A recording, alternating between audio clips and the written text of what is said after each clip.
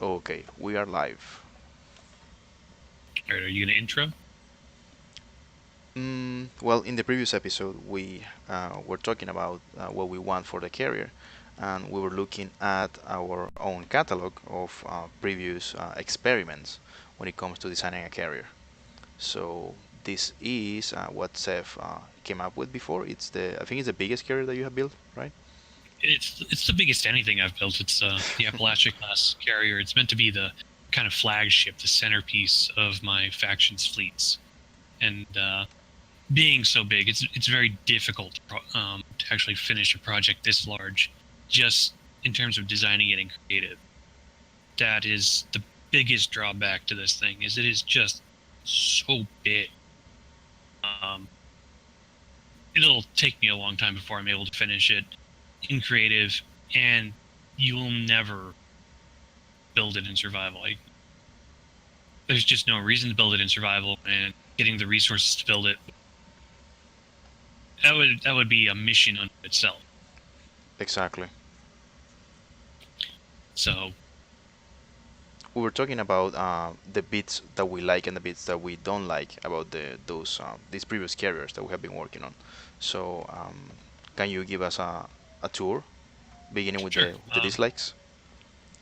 Well, as I said, it's not finished, and it's just not finishable in survival. It's a showpiece. It's not going to be anything we could actually play with. It's too big to build. It would be too laggy on a server. So it's nice to look at, but it's not usable. Um, One of the things that was a big inspiration for this was I wanted a big shipyard to service um, carriers, cruisers, anything that we needed to repair or build. But I started working on this before Rexar's Laser Shipyards came out, and I started working on it before the mobile version of the shipyards came out, the one that you can use on ships that aren't tethered to voxels. I'd intended for this ship to use the nanite facilities, and I also hadn't planned sufficiently for getting ships to dock to it. So the frigate bay, it's big and usable, but you can't actually dock a ship and get it to attach, be there permanent. So Um, in this part, the scaffolding is more aesthetic and perhaps to cover the ship, but not to actually like yeah. harness it. Um, and other than that, it's just too big. Yeah, yeah. This I mean, it's something to be said for having a big ship to wave your E-keen around, but you can't use it. exactly. Um, what do we like about it? It's not a box. That's the big thing. Is we really don't want to just build simple boxes that are functional but not good to look at. And I put a lot of time and effort into trying to make sure that there's a lot of interesting shapes going on here, that it's good to look at overall. And despite the midsection really being just a big box, I think I've camouflaged it well with the shapes that are going on there, so it can be looked at as a ship and enjoyed. Something The that. most recent. Go ahead. Go ahead. Well, No, you go ahead.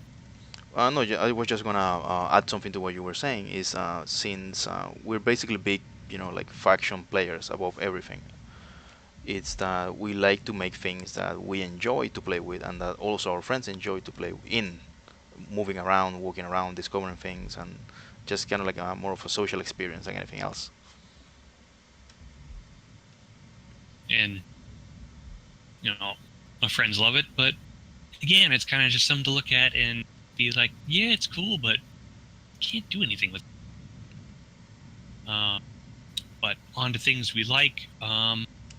Engine cluster design. One of the most recent things I did with this ship, that's why you'll kind of see two colors of paint, like the usual tan, around the ship, is I redesigned the engine clusters to be fully vanilla. I was using some modded thrusters. And, in that kind of time span, I also changed my paint schemes up a little bit, and so I've been having to rebuild and repaint, do a lot of refurbishing of the design.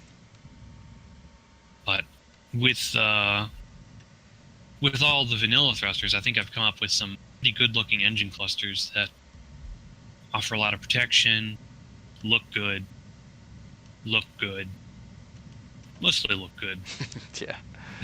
We were just talking about before that most ships in the workshop, they just look like a Christmas tree on the back. It's like a million of small Yeah, thrusters, and yeah. that's one of the things we both don't like, is just spamming thrusters everywhere. Every surface that can have a thruster has a thruster. Yeah, it makes the ship a lot more maneuverable, but it'll get expensive and just Yeah. doesn't look good. And it would one of the things that it ruins that classic sci-fi look, in which you just basically you can notice the big thrusters in the back, and eventually maybe one vernier thruster here and there, but that's basically it. And speaking of vernier thrusters, I made sure to kind of bury the ions, make sure they're protected by a good amount of armor.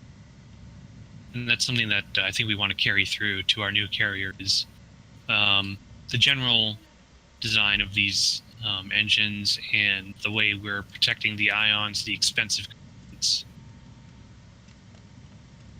Part of that is these kind of standoff spaced armor bits that wrapped the kind of midsection with. I think we can probably put those to good use somewhere on the carrier. Especially with the whole damage transfer deformation thing. It's Yeah. you definitely want to have some nothingness in between you and the BMW that is gonna crash into.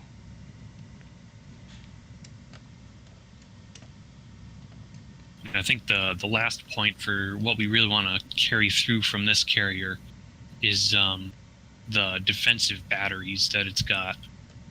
I wanted to make sure that as kind of a faction flagship, it was very dangerous to try to take it on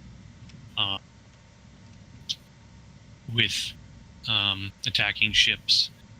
Maybe not so much for being a battleship, because it's a carrier, it's not a battleship. So it doesn't have a lot of offensive firepower, but in terms of defensive firepower, it's loaded to the gills with it.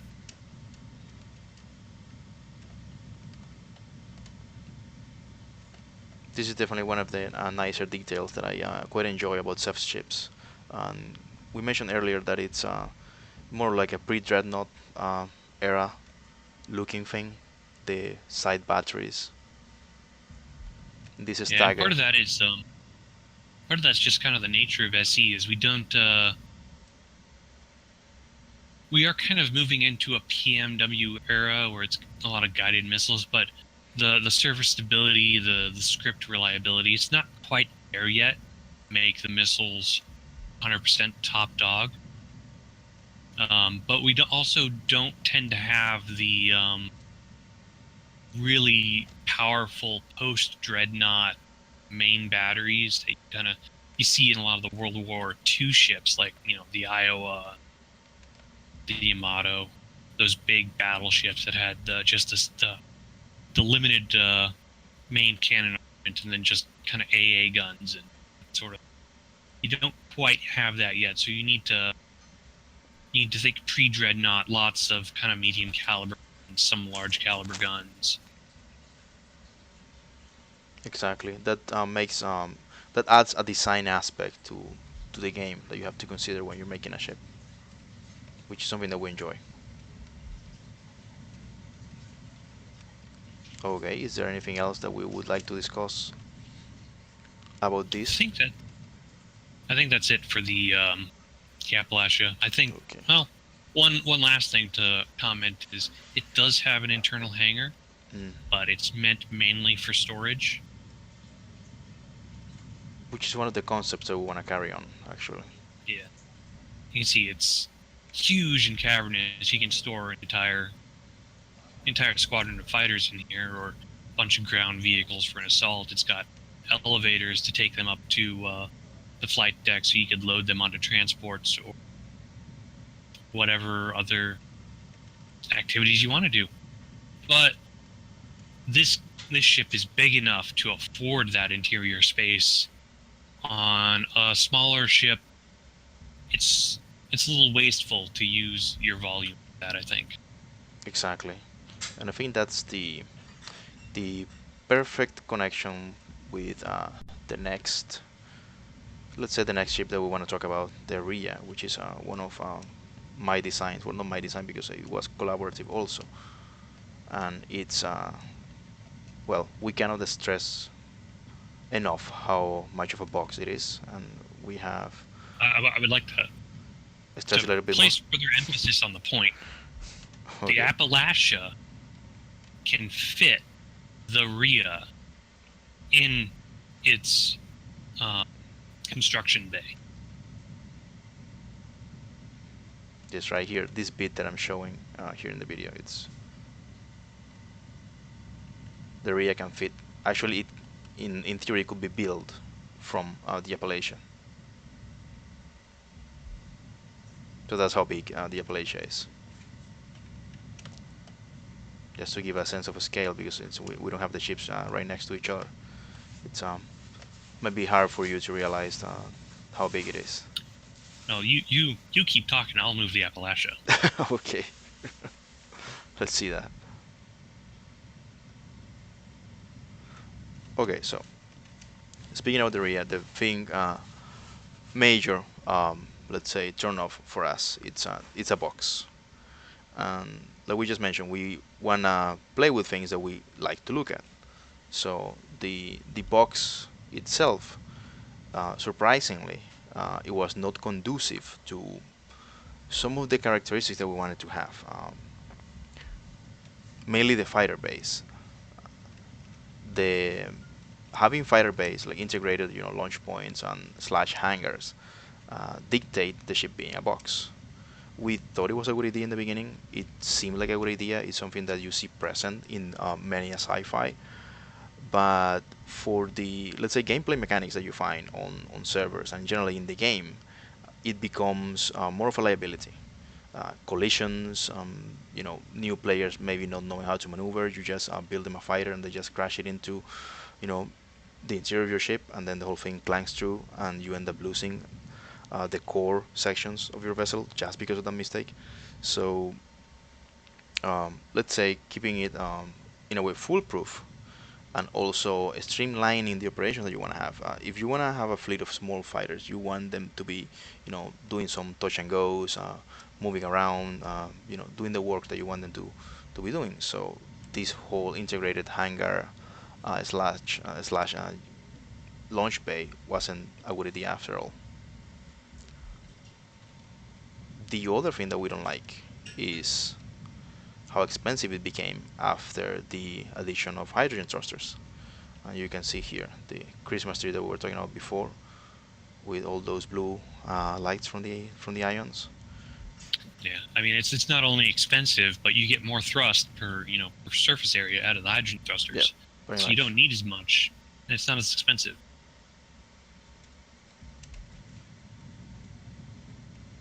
And Uh, well, the Appalachia is so big that it needs modded gyros mhm. just to kind of keep the poly count down. But you don't have those in this world, so I can't rotate it to align it exactly. But they're nearly side by side, and I think you kind of get a better idea of how overboard I went. Yeah, basically the middle section of Appalachia, it's a tad bigger than the entire area.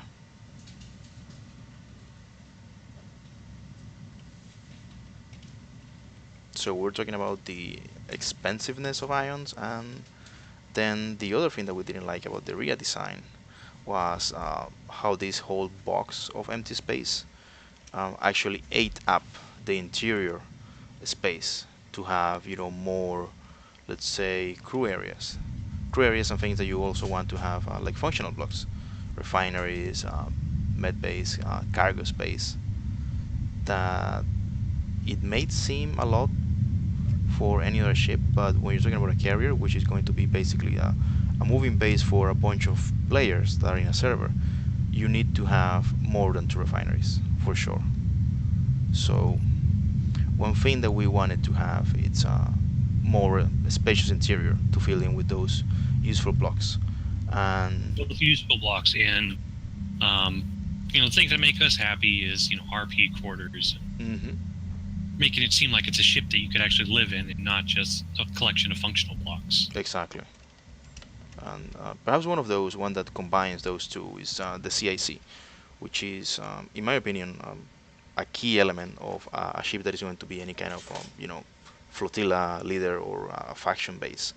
And we wanted to have a CIC that not only displayed the important ship information, but also things that are relevant to the operations that the player are engaged in.